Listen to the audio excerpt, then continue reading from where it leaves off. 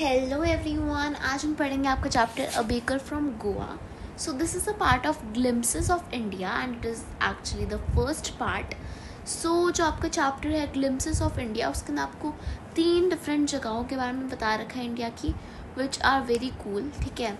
And पहली जगह है हमारे पास गोवा, जो कि पूरी ब्रेड के ऊपर है ना. पूरा चैप्टर ब्रेड के ऊपर है.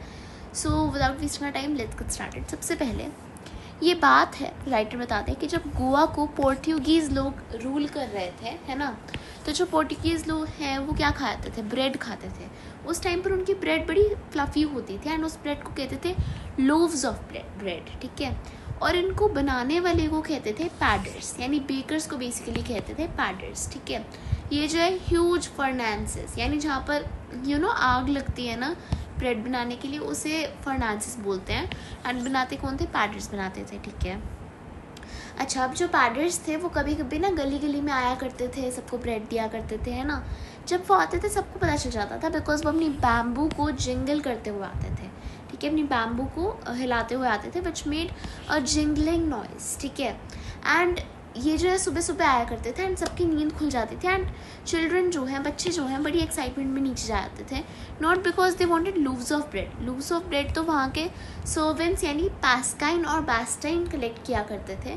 चिल्ड्रन क्या कलेक्ट करते थे? Bread bangles. वहाँ पर ब्रेड बैंगल्स मिला करती थी, which were very sweet, which were very tasty, है ना. और इस टाइम पर जो चिल्ड्रन हैं वो बिना ब्रश करे ही खा जाते थे, क्योंकि उनको ऐसा लगता था कि मैंगो लीव्स कौन तोड़े, कौन ब्रश करे, है ना. और ऊपर से अननेसेसरी ब्रश करना, क्योंकि एक टाइगर भी ब्रश नहीं करता है. एंड अगर हम हॉट टी पी लेंगे तो उससे सब कुछ ठीक हो जाएगा मुंह, है ना.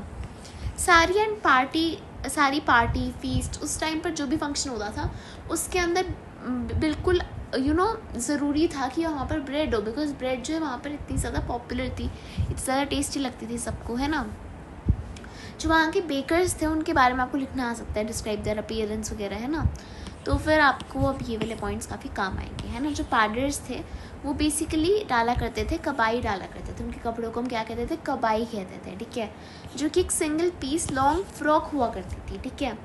बट ये तो तब की टाइम है जब पोर्टुगीज़ लोग राज क्या करते थे. अब दैट वो राज नहीं करते हैं, तो जो राइटर का चाइल्डहुड है उसमें वो क्या डालते थे? शर्ट और ट्राउज़र्स डाला करते थे.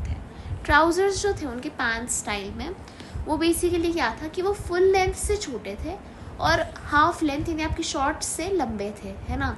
तो फिर हम अपनी भाषा में तो इन्हें कैप्रीज बोलते हैं, बट तब उनका कोई ऐसा नाम नहीं था, है ना. इसलिए कोई भी बंदा अगर डाल लेना ऐसे से कपड़े तो फिर ऐसा कहा जाता था कि वो जो है पैडर है. ठीक है. ऐसे मजाक में कहा जाता था. ठीक है. अब जब ये पूरा खर्च वगैरह करते थे, बेचा करते थे, तो फिर जो उनके बिल्स होते थे at the end of the month he calculated his bills. ठीक है. इतना ज़्यादा ट्रस्ट होता था उस टाइम पर कि ये जो है अपना सारा हिसाब किताब जो है वॉल्स पर लिख दिया करते थे पेंसिल से. ठीक है. ओके. अब उस टाइम पर जो बेकिंग था वो एक प्रॉफिटेबल प्रोफेशन था, जो कि क्या होता था कि जो भी बेकिंग करता है वो कभी भी स्टार्व करेगा ही नहीं, उसके पास तो हमेशा खाना होगा, है ना. इसलिए सारे जो बेकर्स थे वो थे happy, prosperous and jackfruit like appearance थी उनके, यानी वो बहुत खाते थे, अच्छे घर के लगते थे. प्लम्प फिजिक था उनका, है ना. बेसिकली मोटे थे, है ना. अब हम बात करेंगे, पूरी समरी देख लेते हैं थोड़ी सी. A baker from Goa highlights the Portuguese legacy of traditional bread making in Goa. Basically bread making पर है पूरा चैप्टर. बेकर्स कॉल्ड पैदर, जो भी आप बोल लो, PADER, were an important part of daily life and celebrations, delivering fresh breads while preserving a profession that continues even today. This chapter reflects Goa's rich culture, traditions, and the enduring importance of its bakers. So with this we complete our chapter and I will see you guys in the next video. तब तक के लिए take care and bye bye. Next में हम करेंगे कूर्ग. ठीक है. सो bye bye.